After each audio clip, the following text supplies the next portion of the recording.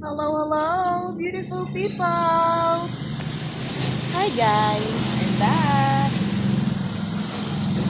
Tatagalan natin to kasi today is Saturday. It's Plantita Saturday. Meron? Wala. It's Plantita Saturday and it's all about plants that make people happy or makes people happy.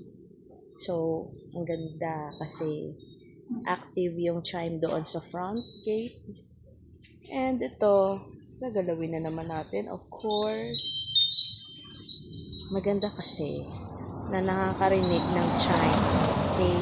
Meron siyang calming effect to my mind. So, itong mga plants ko, they are my source of sanity and joy. So, sa mga nanonood parate ng contents ko, kahit mahaba, taking time na tapusin yung video, thank you so much. So, wala lang din naman akong ibang maiko-content. No? It's within the area of responsibility lang.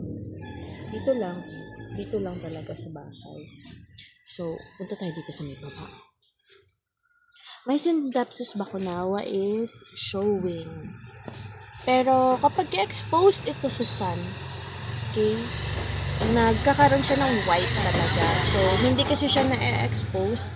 So, medyo ano lang yung binibigay niya, yellowish and medyo malnourished because, ang tao may pinagdadaanan din.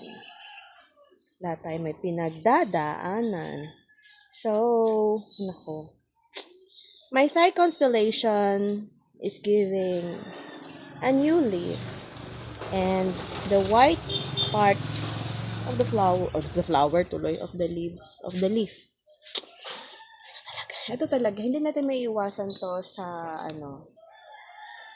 hindi natin maiiwasan ito sa variegated plants. So, ito, may pa-new leaf siya. Okay, focus na.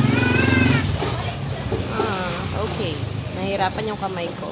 So, bigyan ko siya ng mamaya, moment niya talaga. Ganda talaga ng filter ng cellphone na ito. So, automatic na po yan, ha? Tayo na yung mag-adjust dyan because naka-AI na model ang cellphone na ito. Nag-a-adjust siya. Mag-isa niya. Pero konti lang naman yung enhancement dyan. Impurities, lalabas yan kapag walang filter. So, yung creme brulee ko naman, hindi siya masyadong nagbibigay ng maraming variegation. As you can see, this is the, yung leaf. Meron din siya, kabongga-bongga. Pero, okay, ayan. Pero may something na, dito sa part na to. So, sa part niya na yun, ay, siguro sa movement dito ng plant ay medyo nagkaroon siya ng laceration kumbaga sa skin. So, eto naman, okay lang sa akin kahit hindi siya mag-variegate, no? As long as magbigay siya ng fenestration. But this is the parang top cut, I think.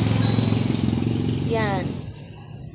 The idea of that plant is Borsigiana albo variegata tiger. Japan tiger albo variegata. Parang ganun. So, I get it from Mamsi Plants. So, nung napabayaan ko na yung mga babies ko, nag-revert sila. But, hoping, I'm on the healing process. Nabubuuin ko ulit ang sarili ko and bubuuin ko rin ulit sila. Papagandahin. So, yun. So, meron ako mga reverted dito ng mga ibang mga plants. Yung original talaga nabili ko na reverted. I don't think I can push them. Pero meron naman ako dito na Oria talaga. Maganda yung variegation niya. So, I'm planning to propagate them. And hoping na kapag na-produce ko, I can go back to selling. So, abot na tayong 5 minutes. That's all muna for today, guys. Join me again on my next video. Kasi marami akong i-upload. Kahit walang earnings, mag-upload pa rin. No. So, that's all muna for today. Join me again on my next video. Thank you for watching. Enjoy the rest of the day. And as always, from my little world to yours. Love, love, love. Bye! God bless everyone.